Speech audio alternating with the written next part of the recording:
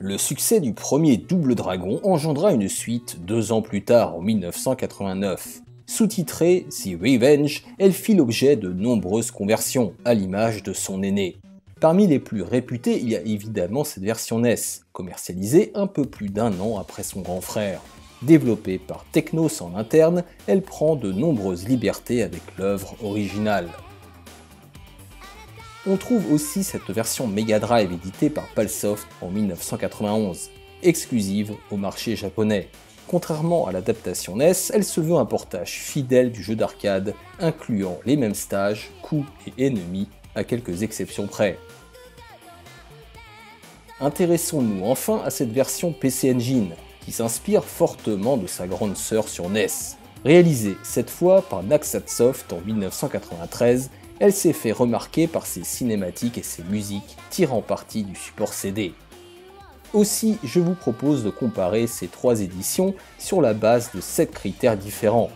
Si l'issue du combat ne fait pas forcément de doute, il permettra d'établir un classement que j'espère riche en enseignements. Allez, c'est parti. Round 1. Packaging. Les 3 éditions partagent la même illustration signée Kazumi Kakizaki, que je classe parmi les plus belles de cette génération. On y voit les 2 frères, Billy et Jimmy, protéger Maria d'une horde de racailles, tout droit tirée du manga Hokuto no Ken, sur un fond de décor urbain. La boîte Nespal est quasiment identique à la version Famicom, à ceci près qu'elle est barrée de slogans et de logos à la manière d'un flyer. L'arrière affiche un descriptif du jeu et quelques screenshots. La notice PAL est malheureusement imprimée en noir et blanc à l'intérieur, comme c'est souvent le cas. La boîte Mega Drive arbore la même illustration, mais les couleurs sont plus douces, moins saturées que sur NES, et le plan légèrement plus resserré. Le logo en version japonaise est également plus imposant et prend quasiment un tiers de la boîte. Détail croustillant, la mini-jupe déchirée de Maria laisse cette fois apparaître un bout de ses fesses. Représentation évidemment censurée en Occident. À l'arrière, la mise en page mêle texte, images et screenshots du jeu. À l'exception du sommaire, la notice couleur d'une 15aine de pages est assez sobre. Format CD oblige, l'illustration de l'édition PC Engine est au format carré et perd donc quelques éléments du décor au passage. Les couleurs prennent ici une tournure pastel du meilleur effet. Version japonaise oblige, le galbe du fessier de Maria est une nouvelle fois apparent. L'arrière de la boîte fait la part belle à des screenshots et notamment de cinématiques. La notice est en revanche étonnamment pauvre puisqu'elle ne contient que 6 pages, sobrement illustrées. C'est évidemment subjectif, mais ma préférence va à la boîte Mega Drive, dont la composition avec ce gros logo qui claque et la notice me paraissent plus soignées. Mega Drive wins. Round 2. Presentation. Saluons l'effort de Technos d'avoir introduit chacun des 7 niveaux de la version NES avec des cutscenes mêlant images et textes accompagnés d'une musique spécifique, renforçant ainsi l'importance de l'intrigue et l'implication du joueur. Et si vous terminez le jeu en hard, vous aurez droit à une fin en bonne et due forme. Sur Mega Drive, rien de tout cela. À part la scène culte du meurtre de Maria, c'est le calme plat. Les niveaux s'enchaînent sans transition ni introduction, comme dans la version arcade. Pire que tout, le jeu n'a ni fin ni crédit, achevant ainsi de lui flanquer une image de jeu fini à la pisse. CD-ROM oblige, la version PC Engine se devait de nous en mettre plein la vue sur le plan de la mise en scène. Le pari est tenu puisque ce ne sont pas moins d'une dizaine de cinématiques qui entrecoupent l'aventure, avant chaque stage ou même parfois entre les stages. Aujourd'hui, l'animation et le character design paraîtra sommaire, voire cheap, mais c'était une vraie valeur ajoutée en 1993. Pour cette raison, la version PC Engine remporte la manche, suivie de la NES. PC Engine wins. Round 3. Graphics. J'en ai déjà parlé à plusieurs reprises sur ma chaîne. La version NES de Double Dragon 2 fait office de triple A de la console.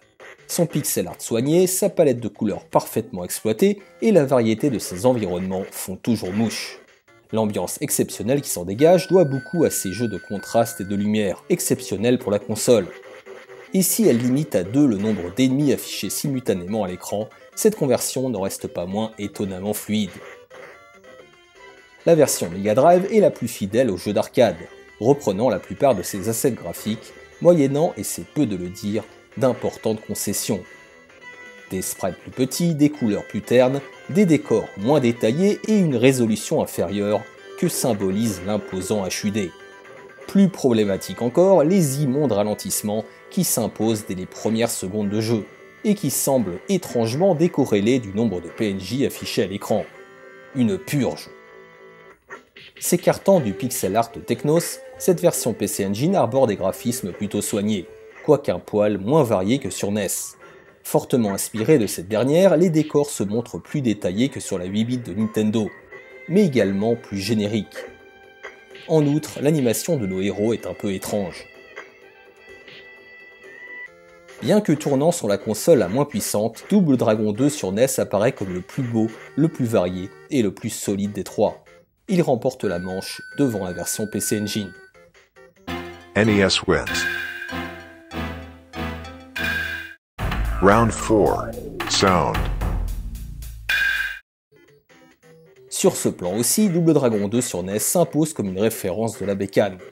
Élément important pour un beat'em all, les bruitages des coups de base sonnent comme des patates de forain, et ceux des coups spéciaux comme des missiles Tomahawk, alimentant une bonne partie de son fun. Les musiques sont pour la plupart tirées de la borne, mais de nouvelles ont été créées pour accompagner les nouveaux stages. A l'instar des graphismes, la bande-son de la version Mega Drive se veut fidèle au jeu original, et c'est cette fois une franche réussite. Sans forcément les dépasser, elles paraissent plus punchy et agressives, ce qui a le mérite de soutenir efficacement l'action. Les bruitages, quoique moins percutants que sur NES, sont satisfaisants et remplissent leur rôle de défouloir. Sur PC Engine, le format CD a probablement forcé les compositeurs à revoir la copie d'origine. Et ce n'est pas peu dire qu'ils s'en sont écartés au point d'être parfois décalés. Si la qualité de production n'est pas en cause, les sonorités font dans le kitsch, pour ne pas dire le mauvais goût, avec l'utilisation parfois grotesque de voix, au point de dénoter avec l'ambiance de la série. En revanche, les bruitages offrent un rendu sonore proche de ceux de la NES, ce qui n'est pas le moindre des compliments. Difficile de départager les trois versions sur ce critère, mais grâce à ces bruitages particulièrement jouissifs, la version NES remporte de peu la victoire, face à la version Mega Drive et la PC Engine, qui propose certes des musiques de qualité, mais un peu loufoques. NES wins. Round 5. Gameplay. Comme pour le reste, cette version NES prend des libertés avec l'œuvre originale en se payant le luxe d'enrichir sa move list. Au fameux Hurricane Kick, toujours efficace pour vous débarrasser d'ennemis qui vous entourent, s'y ajoute notamment un puissant uppercut que l'on peut placer après être tombé au sol ou après un saut, ou encore un démentiel coup de genou sauté, là aussi exécutable à un moment très précis. Difficile à sortir au début, ces nouveaux coups brillent par leur efficacité et peut-être plus important, par leur caractère satisfaisant. La conversion Mega Drive, quant à elle, se contente de reprendre trait pour trait les coups de la version arcade. Si sa move list n'a pas à rougir pour l'époque, elle apparaît bien fade face à la version NES, à la fois plus complète et agréable à exécuter. À cela s'ajoutent les problèmes de ralentissement évoqués plus haut, qui nuisent grandement à la jouabilité du titre par moment, notamment sur le plan des timings et des déplacements. Le jeu n'en demeure pas moins défoulant, aussi étrange que ça puisse paraître, probablement à cause de l'impact de ses coups, ce qui me retient de le mettre au pilori. La version PC Engine se situe entre ces deux consoeurs. Elle n'est pas aussi complète que la version NES, mais en reprend quelques bribes, comme le coup de genou sauté, ici exécutable sous forme de contre-attaque, et les variations de chop. Le jeu est en outre particulièrement souple dans ses exécutions et ses déplacements, apportant un léger vent de modernité à ce deuxième épisode. Les ennemis apparaissent aussi légèrement plus agressifs que sur NES, laissant moins de temps aux joueurs pour placer les enchaînements. Le Hurricane Kick n'a jamais été aussi utile pour s'extraire des attaques de groupe. Bien que solide, le gameplay de cette version PC Engine s'incline face à la maestria de l'adaptation NES, tout simplement plus riche et fun. NES wins. Round 6. Level Design. Les niveaux de Double Dragon 2 sur NES ont bénéficié de nombreux changements dans leur conception. Le premier stage se décline désormais sur 4 étages, contre un seul dans la version arcade. On combat à l'intérieur d'un hélicoptère ou d'une base sous-marine, et les pièges sont plus nombreux que jamais, délaissant même le combat pour de la plateforme pure dès la moitié du jeu. Cette version NES est un modèle de level design, alternant avec une précision de métronome, scrolling horizontaux et verticaux, et des scènes aussi nombreuses que variées. Au risque de me répéter, la version Mega Drive apparaît plus classique, du fait du manque d'initiative de Palsoft. Si le stage 2 a bénéficié de quelques retouches, ils sont dans leur ensemble identiques à ceux de la version arcade. Le level design est toutefois plutôt bon, parsemant ici ou là quelques pièges ou plateformes au cours de l'aventure. Mais rien de bien marquant. À vrai dire, le jeu original accuse le poids de ses années. Sur PC Engine, on se base une nouvelle fois sur la version NES, en y apportant une petite touche d'originalité. Tout le contenu y est, ou presque, mais souvent en plus long. Le stage de l'hélicoptère, la base sous-marine, la forêt, ou encore les phases de plateforme dans la base ennemie. Elle ajoute même des scènes de combat comme celle dans l'ascenseur et des cinématiques. Résultat, la version PC Engine est de loin la plus longue des trois, mais elle est malheureusement aussi moins bien rythmée. Les moments de flottement ne sont ici pas rares, comme quoi il ne fait jamais bon pour un beat'em all de dépasser la trentaine de minutes. Vous l'aurez donc compris, la version NES s'impose grâce à son alchimie quasi parfaite, même si celle de la PC Engine n'a pas à rougir. NES wins. Round 7. Blastability. Avec sa move list variée, son rythme parfaitement calibré et son fun à toute épreuve, Double Dragon 2 sur NES peut s'enorgueillir de proposer une rejouabilité quasi infinie. Votre serviteur peut en témoigner, lui qui prend plaisir à y rejouer au moins une fois par an. Et contrairement à son prédécesseur, il est jouable à deux. Chose étonnante, les défauts nombreux et importants de la version Mega Drive ne m'empêchent pas de la ressortir de temps en temps. Peut-être parce qu'il s'agit de la seule conversion fidèle, ou qu'il est plutôt défoulant, qui sait.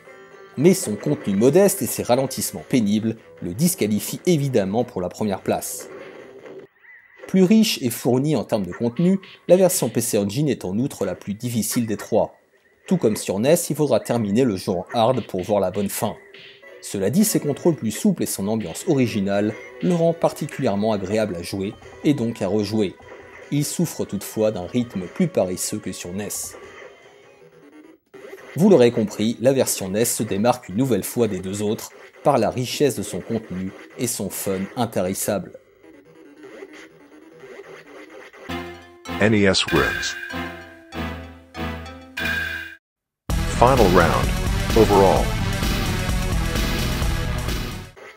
Avec un nombre de missions doublé par rapport à la version arcade, l'inclusion de nouveaux coups et un level design admirable, Double Dragon 2 sur NES se place sans problème au-dessus de ses deux concurrents.